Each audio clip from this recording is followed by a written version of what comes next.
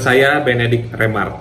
Kali ini kita akan bahas mengenai bagaimana cara untuk melaksanakan transaksi jual beli rumah serta syarat-syarat apa saja yang harus dipenuhi. Yang kita bahas kali ini adalah jual beli rumah yang sudah bersertifikat. Kalau rumah yang belum bersertifikat atau AJB dan juga GIRIK, itu nanti akan kita bahas di video selanjutnya. Dan juga kali ini kita bahas adalah jual beli rumah antara orang dengan orang, bukan orang dengan developer ataupun orang dengan badan hukum.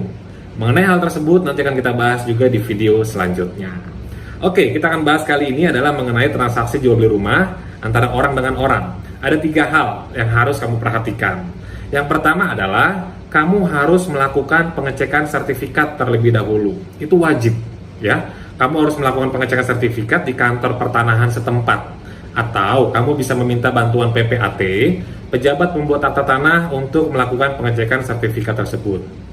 Proses pengecekan itu kurang lebih sekitar 3 sampai dengan 5 hari kerja.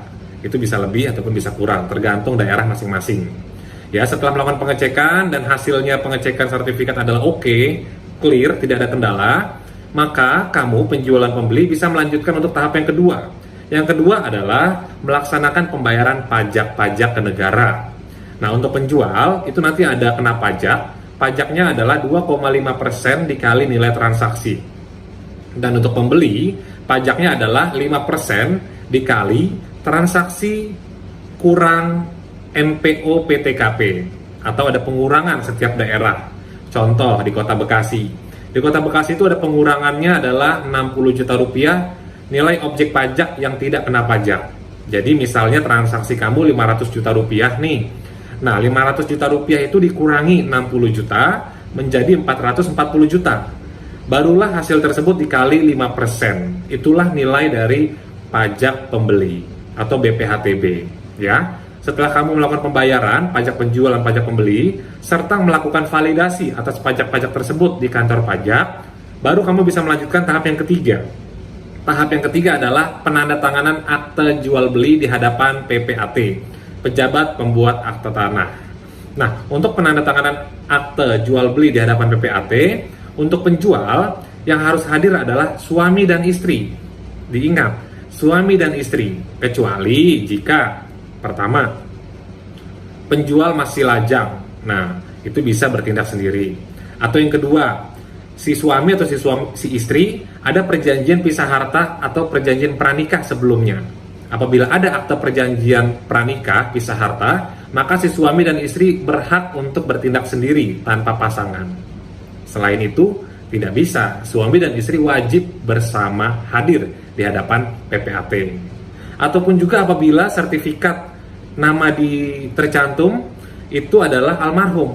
Nah, apabila nama di sertifikat adalah almarhum, maka sertifikat tersebut harus diproses balik nama waris terlebih dahulu.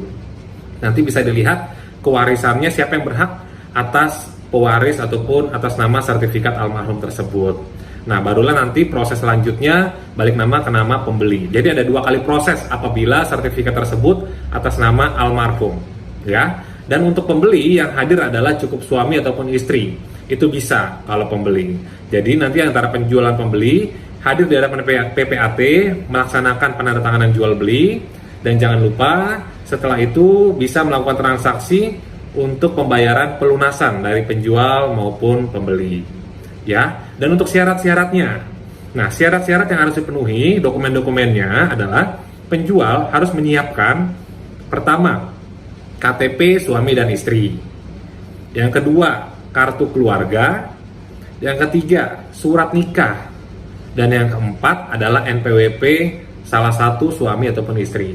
Yang kelima, itu juga harus menyertakan PBB, pajak bumi dan bangunan, SPPT PBB tahun yang berjalan. Maksudnya adalah tahun di mana kamu transaksi jual beli rumah tersebut. Dan yang keenam tentunya asli sertifikatnya, kamu harus juga menyertakan dokumen tersebut. Nah, kalau untuk pembeli, kamu harus menyertakan KTP suami istri.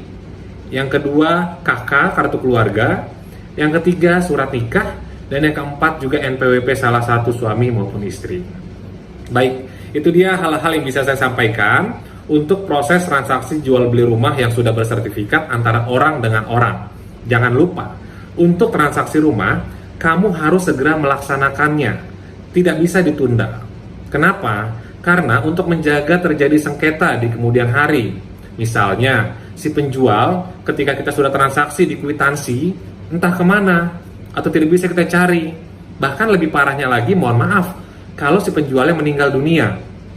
Nah, itu pasti nanti akan menjadi beban kamu. Karena ketika si penjualnya meninggal dunia, sertifikat tersebut wajib dibalik nama waris kepada ahli waris. Setelah ke ahli waris, baru ke nama pembeli.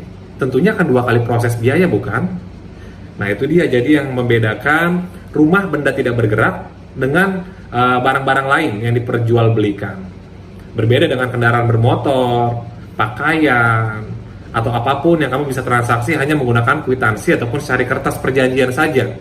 Tapi jika rumah, itu wajib kamu laksanakan di hadapan pejabat pembuat akta tanah yang berwenang. Oke, itu dia beberapa hal yang bisa saya sampaikan. Buat kamu yang ingin ditanyakan, bisa isi dalam komentar ya di video ini. Oh iya, jangan lupa untuk like serta subscribe video ini. Bye-bye.